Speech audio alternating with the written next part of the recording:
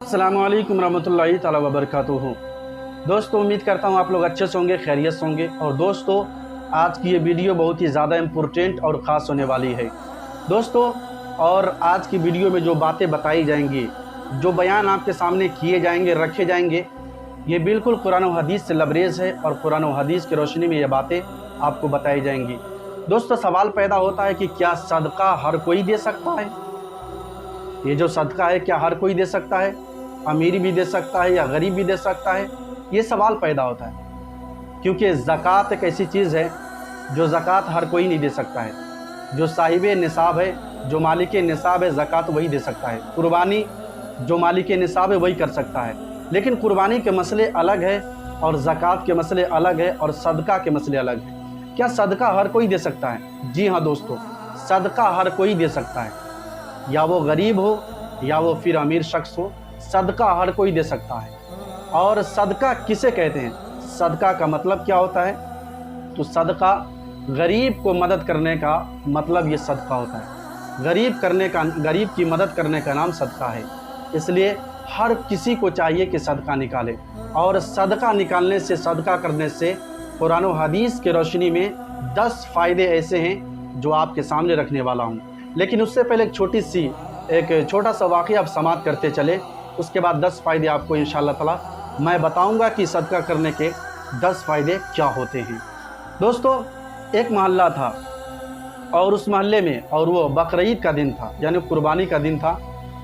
तो उस मोहल्ले में अक्सर लोगों ने कुर्बानी किया, अक्सर लोगों ने उस मोहल्ले में कुर्बानी किया। और उसी मोहल्ले में एक गरीब शख्स था जिसके घर में कुर्बानी नहीं हुआ, जिसके घर में बकरे ज़िबा नहीं हुए, गरीबी के हालात की वजह से। और इतने ज़्यादा वो गरीब शख्स था जो एक वक्त खाना खाता तो दूसरे वक्त के लिए वो सोचता था कि आज मैंने खाना खाया है, कल न जाने इंतज़ाम कैसे होगा। वो दूसरे टाइम का सोचता था कि इस टाइम तो मैंने खाना खा लिया है, दूसरे टाइम का मेरा क्या इंतज़ाम होगा। इतने वो शख्स गरीब था। उसके घर में कुर्बानी नहीं हुआ, बाकी बात सारे लोगों ने कुर्बानी किया। और कुर्बानी करने के बाद वो गरीब शख्स के छोटे छोटे बच्चे थे, उसने बकरीद ईदुल अज़हा की नमाज के बाद से लेकर वो गरीब शख्स दोपहर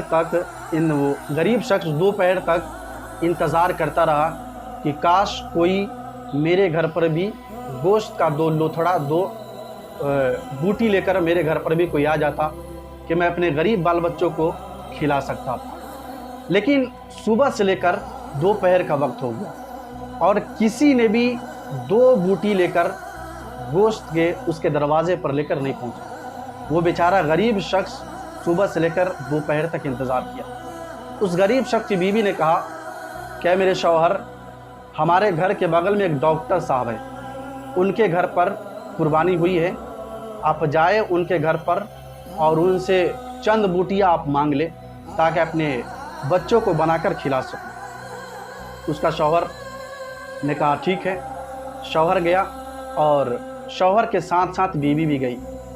और जाने के बाद शौहर ने कहा कि डॉक्टर साहब, आज पूरे मोहल्ले वालों ने कुर्बानी किया है, बकरे पूरे मोहल्ले वालों ने ज़िबा किया है, लेकिन हमारे घर में सुबह से लेकर अभी तक एक बूटी भी नहीं पहुंचा, किसी ने मेरे घर पर एक बूटी तक नहीं पहुंचाया। डॉक्टर साहब, सुबह से लेकर अभी तक हम और हमारे बाल बच्चे भूखे हैं, आप करम करके मुझे चंद बूटी अता कर दें ताकि मैं अपने बाल बच्चों को बना कर खिला सकूं। उस डॉक्टर साहब ने कहा कि तुम्हें और कोई दरवाज़ा नहीं मिला जो मेरे ही दरवाजे पर मुंह उठाकर चले आए? न जाने कैसे कैसे लोग मेरे दरवाजे पर मुंह उठाकर चले आते हैं। इस तरह उन्होंने कहा और गरीब को झिड़क कर कहा कि नहीं है मेरे पास गोश्त, चले जाओ। उसकी बीवी ने कहा, उस गरीब शौहर की बीवी ने कहा कि डॉक्टर साहब, मेरे बाल बच्चे छोटे छोटे हैं जो भूखे हैं, सुबह से लेकर अभी तक भूखे हैं, आप ज़रा करम करके मुझे चंद बूटियाँ अता कर दें, मैं अपने बाल बच्चों को उसी चंद बूटियों के साथ खिलाना चाहती हूँ, आप मुझे गोश्त के चंद बूटी अता कर दें। डॉक्टर अपने मुंह टेढ़ा करके, अपने मुंह को घुमा करके, टेढ़ा करके वो घर के अंदर गया और अच्छे अच्छे जो बूटी थे उसको अलग कर दिया और हड्डी वाली गोश्त को लाकर उस औरत की झोली में डाल दिया, जिसमें सिर्फ हड्डियाँ ही हड्डियाँ थी। वो गोश्त लाकर उस गरीब औरत को दे दिया गरीब औरत का दिल दुख गया। उसने कहा कि मैं किसी डॉक्टर के यहाँ मांगने के लिए आई हूँ, उसने गोश्त ना देकर हड्डी वाली मुझे गोश्त अता किए। अगर मैं इसे घर पर बनाऊंगी तो न मैं खुद खा पाऊंगी न मेरे बाल बच्चे खा पाएंगे। वो मजबूरी के तहत उस औरत ने वो हड्डी वाली गोश्त को उठाकर और अपने घर पर लेकर गई, और ले जाने के बाद उस गोश्त को वो बनाना शुरू की। और जब गोश्त बन गया तो बनने के बाद अपने बाल बच्चों को दी, और देने के बाद बाल बच्चों ने सवाल किया कि माँ, क्या तुम किसी के यहाँ गई हो गोश्त लाने के लिए? तो उसने हड्डी वाली गोश्त दिया। इसमें तो एक पीस भी, एक बूटी भी गोश्त का नज़र ही नहीं आता, सिर्फ हड्डियाँ ही हड्डियाँ नज़र आती है। माँ ने कहा कि बेटी सब्र करके और इसी को खा लो। सब्र करके अपने बाल बच्चों से कहा, सब्र करके इसी को खा लो। उसके बाल बच्चे गोश्त के साथ, हड्डी वाले गोश्त के साथ नहीं, बल्कि उसके साथ जो शोरबा था उसके साथ उन्होंने खाना खाया। और खाना खाने के बाद इधर गरीब के बाल बच्चे के दिल दुख रहे हैं, उधर गरीब शौहर के, उधर गरीब औरत के दिल दुख रहे हैं। इधर दोपहर का वक्त था, और दोपहर का वक्त डॉक्टर ने कुर्बानी करने के बाद एक बूटी भी नहीं खाया था। उसके घर वाले ने एक बूटी तक भी नहीं खाया था। उतने ही देर में इतनी ज़ोर से आंधी तूफान और बारिश होना शुरू हुई, जो मुसलसल वो बारिश और तूफान आंधी 2 दिन तक चलती रही। 2 दिन तक वो आंधी तूफान बारिश होती रही।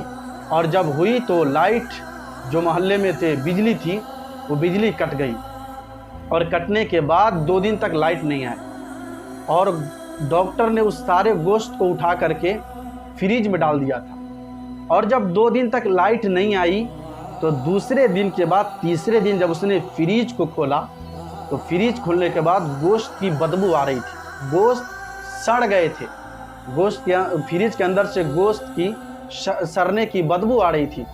उसने सोचा कि मैंने कुर्बानी इतनी मेहनत और मशक्क़त के साथ की और एक बूटी तक मुझे नसीब नहीं हो पाया। कैसे तुझे नसीब होगा? क्योंकि तूने गरीब का दिल शिकनी किया, गरीब को दिल को तूने ठेस पहुंचाया है, इसलिए तुझे एक बूटी भी नसीब नहीं हुआ। वो फ्रिज के सारे गोश्त को निकाल कर और उसने अपने घर के पीछे में जाकर वो गोश्त को जब कचड़े में डाल रहा था, कचड़े में फेंक रहा था, तो उस गरीब औरत की नज़र पड़ गई उस डॉक्टर को गोश्त फेंकते हुए।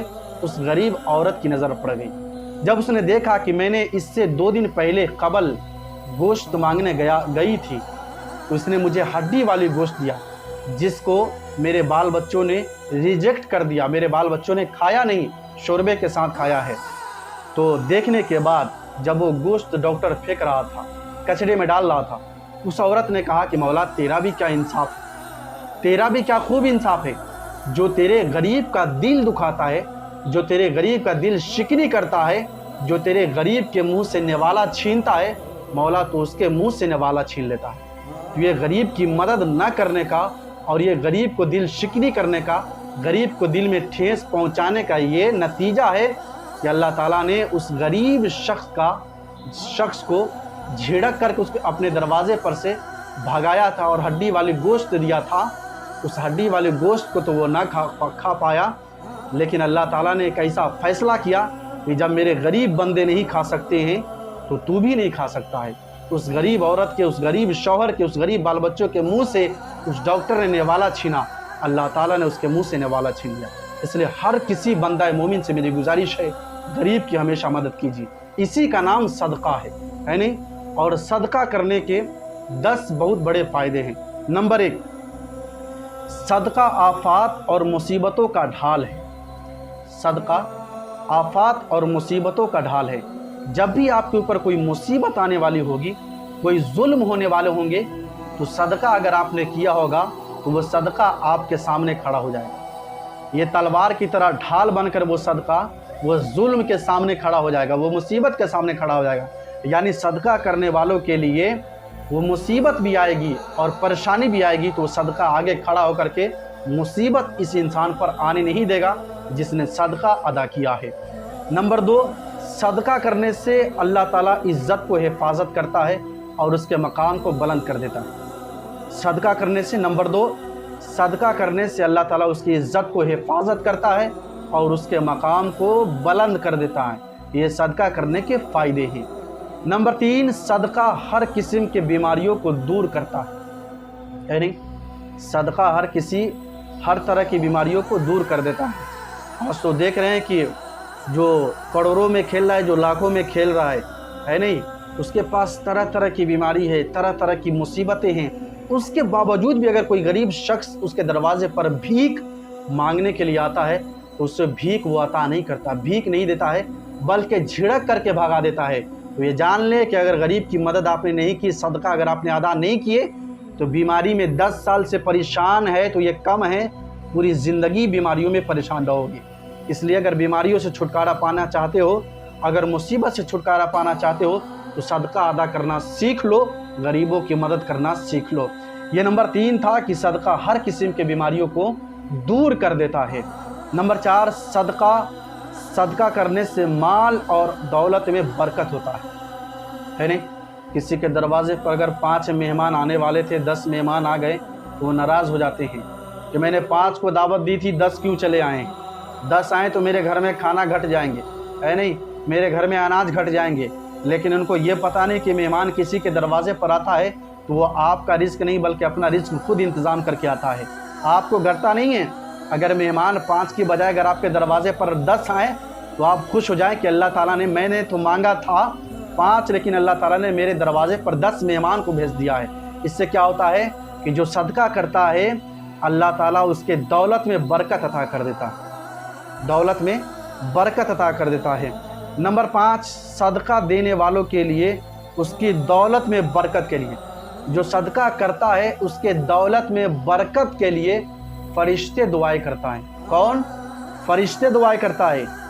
جو صدقہ کرتے ہیں اس کے دولت میں برکت کے لیے، دولت میں اضافہ کے لیے فرشتے خود دعا کرتے ہیں، اور جس کے دولت میں اضافہ کے لیے، برکت کے لیے فرشتے دعا کر دے، پھر اس کے دولت میں کبھی کمی نہیں بلکہ برکتیں ہوتی نظر آئیں۔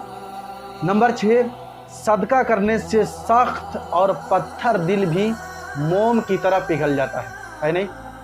مثلا صدقہ کرنے سے پہلے کسی کا دل پتھر دل تھا، ہے نہیں، سخت دل تھا، جو کسی غریب کی مدد کرنا نہیں چاہتا تھا، کسی کو ہیلپ کرنا نہیں چاہتا تھا، لیکن صدقہ کرنے کے بعد اللہ تعالیٰ اس کے دل کو، پتھر دل کو اور سخت دل کو موم کی طرح پگھلا دیتا ہے۔ اس لیے صدقہ کرنا ضرور سیکھے، غریبوں کی مدد کرنا ضرور سیکھے آپ۔ نمبر 7، صدقہ کرنے سے اللہ تعالیٰ بندے سے ناراض نہیں ہوتا ہے بلکہ خوش ہوتا ہے۔ صدقہ کرنے سے، صدقہ دینے سے بندے سے اللہ تعالیٰ ناراض کبھی نہیں ہوتا ہے بلکہ خوش ہوتا ہے، اور جس بندے سے اللہ تعالیٰ خوش ہو جائے اس بندے کی شان و شوکت کا عالم کیا ہوگا۔ اس سے آپ اندازہ لگا سکتے ہیں کہ جس بندے سے اللہ تعالیٰ خوش ہو جائے وہ بندے کبھی جہنم میں جا ہی نہیں سکتا ہے، کیونکہ جہنم میں جانے کا حقدار تو وہ رکھتا ہے جس بندے سے اللہ تعالیٰ خوش نہ ہو، اور جس بندے سے اللہ تعالیٰ خوش ہو جائے جہنم کی آگ اس پر حرام کر دی جاتی ہے۔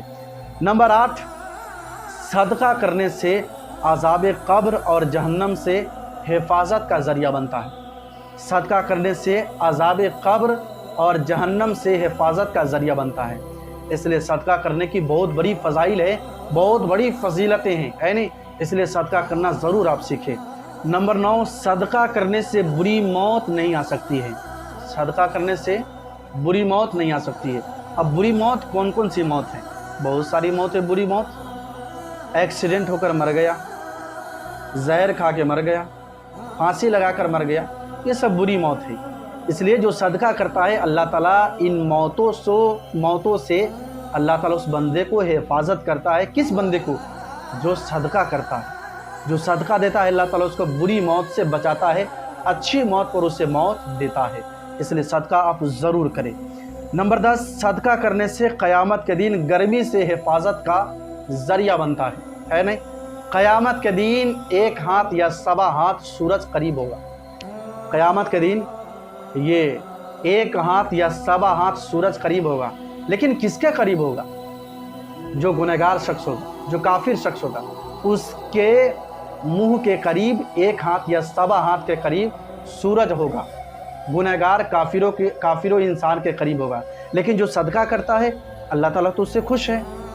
جو صدقہ کرتا ہے، جو صدقہ ادا کرتا ہے اللہ تعالیٰ تو اس سے خوش ہے۔ قرآن مقدسہ میں حبیب مکرم نبی کریم صلی اللہ تعالی وسلم نے ارشاد فرمایا کہ جو صدقہ کرتا ہے اللہ بھی اس سے خوش ہے اور میں بھی اس سے خوش ہوں۔